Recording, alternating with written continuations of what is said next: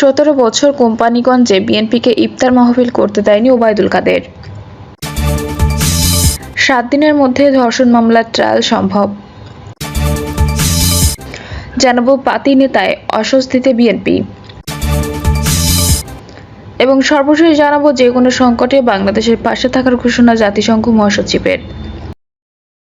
শুনছিলেন সংবাদ শিরোনাম, এবারে বিস্তারিত। 17 বছর কোম্পানিগঞ্জে বিএনপিকে ইফতার মাহফিল করতে দেয়নি ওবায়দুল কাদের। নোয়াখালীর কোম্পানিগঞ্জ উপজেলা দীর্ঘ 17 বছর বিএনপিকে ইফতার মাহফিল করতে দেওয়া হয়নি বলে অভিযোগ করেছেন দলটির আহ্বায়ক কমিটির সদস্য ফখরুল ইসলাম। তার দাবি, ওবায়দুল কাদেরের নির্দেশে তার ভাই কাদের মির্জা সশস্ত্র বাহিনী এমনটা করেছেন। তিনি বলেন, গত 17 বছরে কোম্পানিগঞ্জে বিএনপিকে একটি ইফতার মাহফিলও করতে দেওয়া হয়নি। ওয়াজ মাহফিল করতে হলেও আওয়ামী লীগের নেতা ও পুলিশ প্রশাসনকে টাকা দিয়ে অনুমতি নিতে হতো।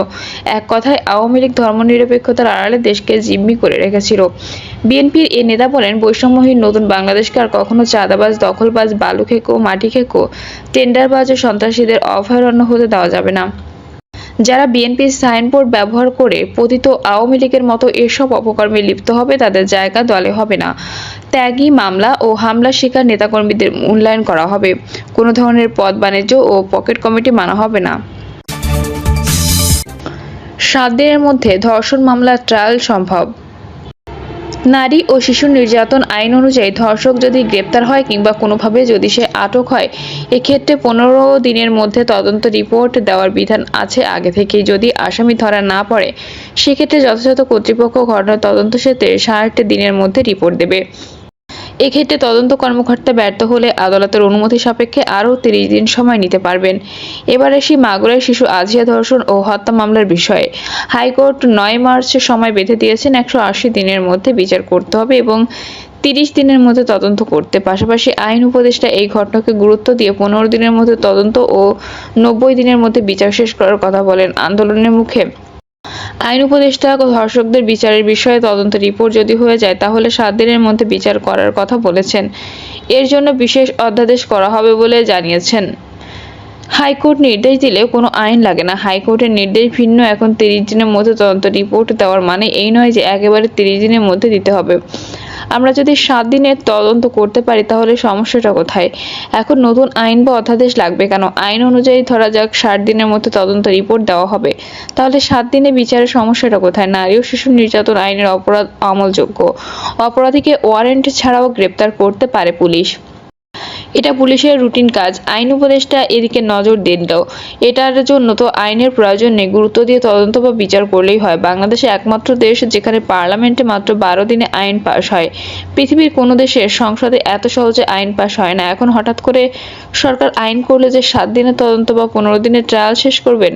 15 দিনে ট্রায়াল শেষ করতে না পারলে সরকারি কর্মকর্তা কর্মচারীদের কিছু করার নেই। তারা যদি সহযোগিতা না করে, আইন দিয়ে কি হবে? মাগুরার ঘটনায় জড়িত 3 জনের ডিএনএ টেস্ট করা হয়েছে। ধরেন এখন এই ডিএনএ টেস্টে প্রাথমিকভাবে যদি অপরাধ প্রমাণিত না হয়, তাহলে কি হবে?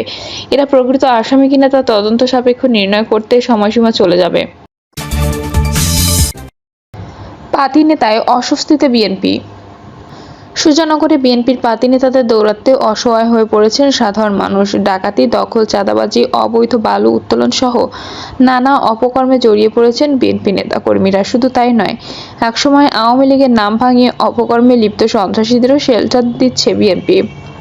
তাদের অপকর্মের কারণে বিএনপির তৃণমূল থেকে শীর্ষ নেতারাও বিব্রত বোধ করছেন। দলের ভাবমূর্তি রক্ষায় এদের শাস্তির দাবি উঠেছে। সূত্রমতে প্রায় 5 মাস আগে প্রকাশ্য দিনের বেলায় সোনার দোকানে ডাকাতি করেন সুজানগর পৌর যুবদলের যুগ্ম আহ্বায়ক বাবু খাঁ এবং বিএনপি নেতা মোহাম্মদ হানিফ খাঁ সহ তাদের কয়েক সহযোগী। এদের প্রভাব এবং শক্তি এতটাই বেশি যে ভয়ে ডাকাতির শিকার দোকান মালিক থানায় মামলা করার সাহস পাননি। সম্প্রতি সিসিটিভিতে ধারণ করা ওই ডাকাতির একটি ভিডিও ফুটেজ সামাজিক যোগাযোগ মাধ্যমে ভাইরাল হয়েছে। এরপরও পুলিশের পক্ষ থেকে কোনো আইনগত ব্যবস্থা নেওয়া হয়নি। বাবু মানিকদের মধ্যেও আরও প্রায় 1 ডজন বিএনপি নেতাকর্মী রয়েছেন, যারা একের পর এক অপকর্ম চালিয়ে সুজানগর বিএনপির কপালে কলঙ্কের কালিমা লেপন করে চলেছেন। এদের মধ্যে বেশ কয়েকজন আছেন যারা দলে অনুপ্রবেশকারী বা হাইব্রিড। তাদের বিরুদ্ধে দখল, চাঁদাবাজি ও অবৈধ বালু উত্তোলন সহ নানা অপকর্মের অভিযোগ রয়েছে। সর্বশেষ বাবু মানিক, মুজিবুর খাঁ বাসীসহ তাদের অনুসারীদের হাতে উপজেলা নির্বাহী কর্মকর্তার কক্ষে উপজেলা জামায়াতের 4 নেতা মারধরের শিকার হন। ঘটনাটি সারা দেশে তোলপাড় সৃষ্টি করে। এ বিষয়ে শ্রমিক কল্যাণ ফেডারেশনের সাবেক সভাপতি সুজানগর থানায় মামলা করেন। এতে আসামি করা হয়েছে মুজিবুর, বাবু মানিক, বাসী এবং আরিফ শেখকে। সূত্রমতে সুজানগর উপজেলা বিএনপির ঘাঁটি হিসেবে পরিচিত। তবে দীর্ঘদিন হাসিনা সরকার ক্ষমতায় থাকায় এ এলাকায় আওয়ামী লীগের আধিপত্য প্রতিষ্ঠিত হয়। এই উপজেলায় আওয়ামী লীগ মূলত সভাপতি আব্দুল ওহাব এবং সম্পাদক শাহিনুজ্জামান শাহীন গ্রুপে বিভক্ত। গ্রুপ পলিটিক্সের কারণে সুজানগর আওয়ামী লীগের ত্রাসের রাজত্ব কায়েম হয়। সে সময় সুজানগরে অবৈধ বালু ব্যবসায় নেতৃত্ব দেয় উপজেলা চেয়ারম্যান শাহিনুজ্জামান শাহীন। হাসিনা সরকারের পতনের পর আওয়ামী লীগ নেতারা পালিয়ে যান এবং অপরাধ রাজ্যের হাল ধরেন বিএনপির কিছু নেতাকর্মী। এদের মধ্যে বেশ কয়েকজন হাইব্রিড নেতাও রয়েছেন, যারা একসময় আওয়ামী লীগ নেতাদের সঙ্গে থেকে নানা অপরাধ করতেন। পট পরিবর্তনের পর এখন বিএনপি হয়ে ডাকাতি, চাঁদাবাজি এবং অবৈধ বালি বাণিজ্য সহ নানা অপকর্ম চালিয়ে যাচ্ছেন। সূত্রমতে সুজানগরের তাঁতিবন্দ ইউপির সাবেক সদস্য বিএনপি নেতা মুজিবুর খাঁ, উপজেলা বিএনপির সাবেক যুব ও ক্রীড়া বিষয়ক সম্পাদক মুজিবুর খাঁ, বিএনপি নেতা কামাল শেখ, সুজানগর পৌর যুবদলের যুগ্ম আহ্বায়ক বাবু খাঁ, বিএনপি নেতা মানিক খাঁ এবং লেবু খাঁর বিরুদ্ধে রয়েছে নানা অপকর্মের বিস্তর অভিযোগ। এদের মধ্যে পৌর যুবদলের যুগ্ম আহ্বায়ক বাবু খাঁ এবং বিএনপি নেতা মোহাম্মদ মানিক খাঁর নেতৃত্বে সন্ত্রাসীরা গত বছরের 10 নভেম্বর প্রকাশ্য অস্ত্রের মুখে সুজানগর বাজারে স্বর্ণের দোকানে ডাকাতি করে। এ ঘটনায় ভুক্তভোগী মালিক ভয়ে আজও থানায় মামলা করার সাহস পাননি। যদিও ভিডিও ফুটেজে দেখা গেছে হাতুড়ি নিয়ে স্বর্ণ ব্যবসায়ীকে পেটাচ্ছে বাবু ও মানিক। অন্যদিকে বিএনপি নেতা মুজিবুর খাঁর প্রধান কাজ চাঁদাবাজি ও জমি দখল। চাঁদা না পেয়ে ঘরবাড়ি ভাঙচুরেরও নজির আছে তার।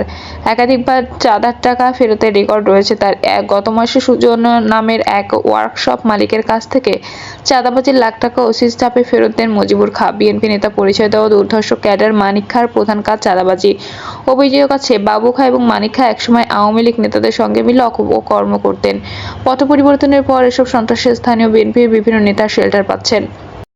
এদের মধ্যে যুবদল নেতা বাবু খাঁ ও আব্দুল বাসেদ বাজি সুজানগর পৌর বিএনপি সভাপতি কামাল হোসেনের বিশ্বাসের অনুসারী। কামাল হোসেন বিশ্বাস কৃষক দলের সভাপতি হাসান জাফির তুহিনের অনুসারী। মুজিবুর খাঁ এবং মানিক খাঁ সাবেক উপজেলা বিএনপি সহসভাপতি আব্দুল হালিম সাজ্জাদের অনুসারী। দলীয় পরিচয়ে কতিপয় নেতাকর্মীর এসব সন্ত্রাসী কর্মকাণ্ডে বিব্রত বিএনপির শীর্ষ নেতারা। উপজেলা বিএনপির আহ্বায়ক এ.বি.এম. তৌফিক হাসান আলহাজ বলেন, এসব ব্যক্তির কর্মকাণ্ডে তারা বিব্রত, এদের শাস্তি হওয়া দরকার। উপজেলা বিএনপির সদস্য সচিব শেখ আব্দুর রউফ বলেন, বিএনপিতে কোনো সন্ত্রাসী কর্মকাণ্ডের জায়গা নেই, কিন্তু রাজনৈতিক আশ্রয় প্রশ্রয়ে এরা একের পর এক অপকর্ম করে যাচ্ছে, তাদের বিচার হওয়া উচিত। স্বর্ণের দোকানে ডাকাতির বিষয়ে সুজানগর থানার ওসি মুজিবুর রহমান বলেন, ওই ঘটনা ছিল রাজনৈতিক। মালিক হিন্দু এবং তিনি আওয়ামী লীগ করতেন, এজন্য তারা ওই সময় হামলা করে, কোনো স্বর্ণ বা টাকা পয়সা নেয়নি। তবে মারধরের ঘটনা সত্য। বিএনপি নেতা মুজিবুর রহমান বলেন, তিনি ইউএন অফিসে ওই দিন মারামারি ঠেকাতে গিয়েছিলেন। এছাড়া তার বিরুদ্ধে অন্য অভিযোগ মিথ্যা। মুজিবুর রহমান বলেন, তার সব অভিযোগ মিথ্যা, তিনি একটি দল করেন, তাই এসব অপপ্রচার। কামাল শেখ তার বিরুদ্ধে আনা সব অভিযোগ অস্বীকার করে বলেন, প্রয়োজন হলে এসে দেখে যান। এছাড়া বাবু, মানিক, লেবু ও বাসীর মোবাইল বন্ধ পাওয়া গেছে। প্রিয় দর্শক, এই ছিল এখনকার সর্বশেষ সংবাদ। আপডেট সব সংবাদ পেতে চ্যানেলটি সাবস্ক্রাইব করে বেল আইকনটি ক্লিক করে রাখুন।